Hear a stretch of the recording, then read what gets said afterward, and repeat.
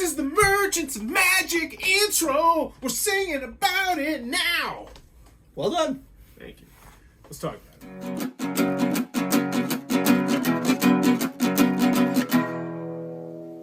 What does that even mean, Bowers Game Corner? Ahoy there, YouTube. I'm back again today.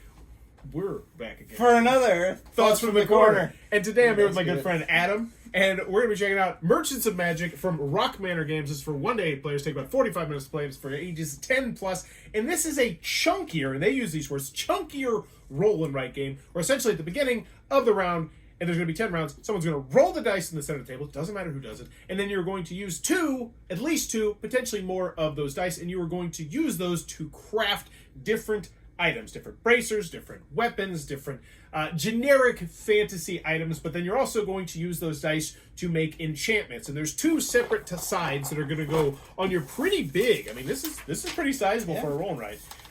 So this side you're marking like enchantments because you can make a fiery battle axe and fiery bracers. So if you make fiery, you're good to make fiery for the rest of the game, which is kind of cool as well. Likewise, if you make bracers one time, then now you have the knowledge to make bracers forever.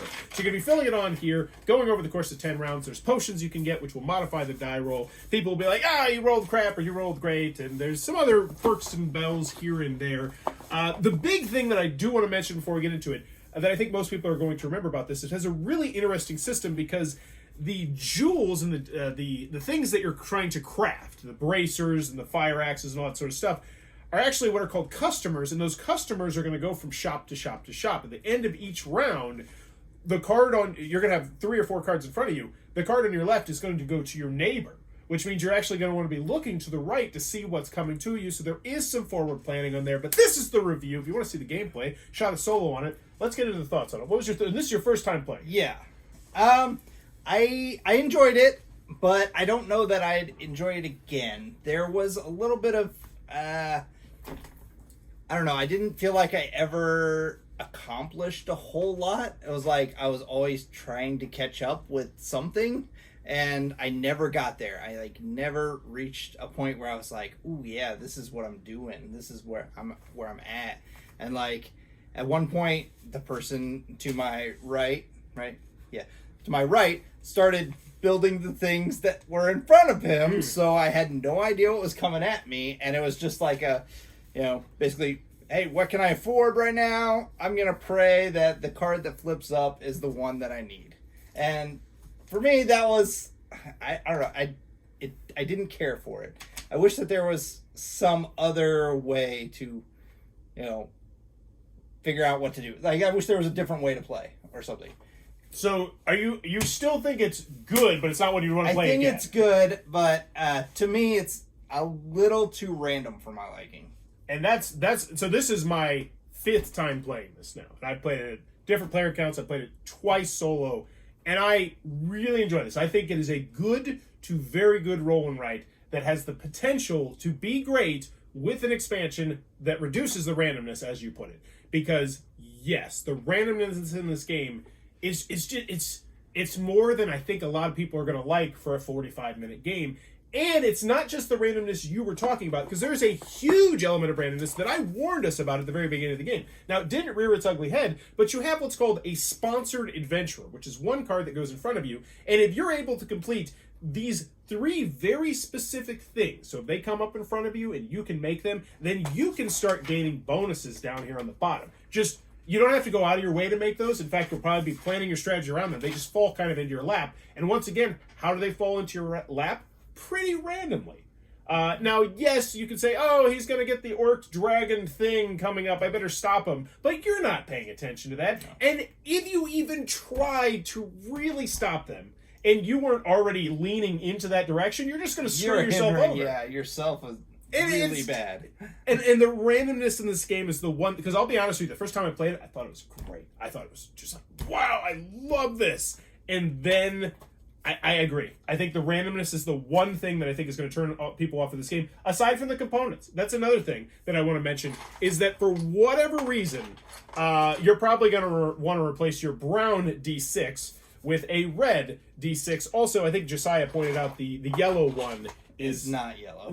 It's more green. Yeah. And there's a green dye, which makes it really But I will say the red and the brown is worse. But yeah, it just seems like such an oversight. Like, I'd rather have functional color dice than pretty dice. Mm-hmm. You know, and because they got nice dice, but it's like, but that randomness is the thing. I think it just needs an extra layer. Look like they're planning for the future because these potions are 3 different colors. Oh, someone chewed on that one. Bit it real good. Is this real wood? Sure is. Nobody's doing that test on the unboxing videos.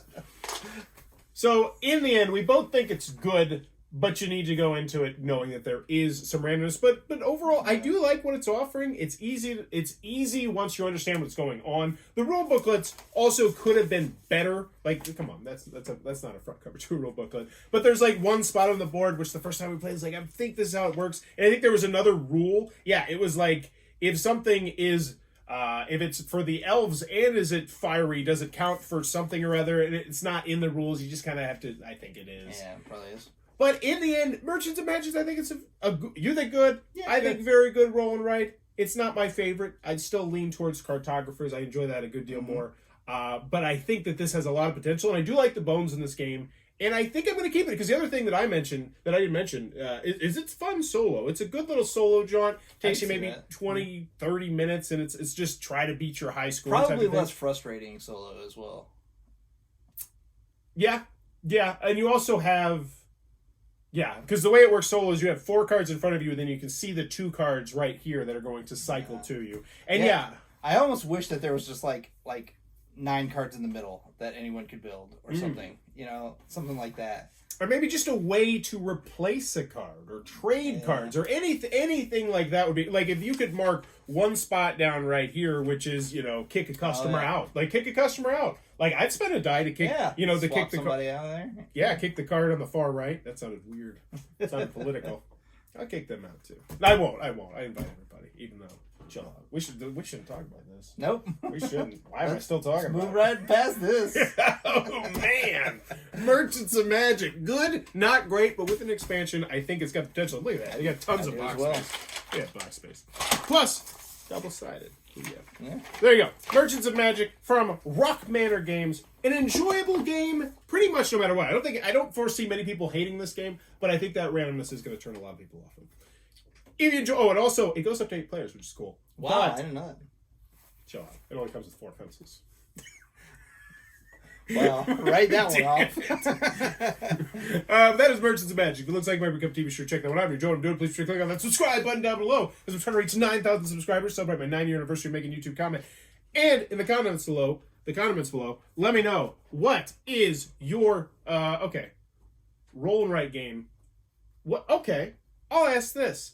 How heavy would you want to go in a roll and write game? Like I want that 3-hour epic Euro roll and write. Oh, really? With crazy pads in the middle, pads everywhere. I want that. It's coming. I know someone's working on this. Yeah, where you pull up a pad from the table and that's yours for the next round or so. Or maybe there's community pads. You actually can use the pad, and you I think. I mean, at that point, it wouldn't be a pad. It would be like a dry erase or something. Why not? Why does it have what? Maybe there's. I guess if you just have a pad with they could be 100 pages in it or whatever, probably relatively inexpensive. Pad. It would be 4 separate different areas on the board. Maybe there's a race over here. Maybe there's a rondelle over here. I could see that. Yeah, that'd be cool. That would be fun. But that's not. If you want to create that game, you let us know. We will play it. We will. As always, thanks for your time, YouTube.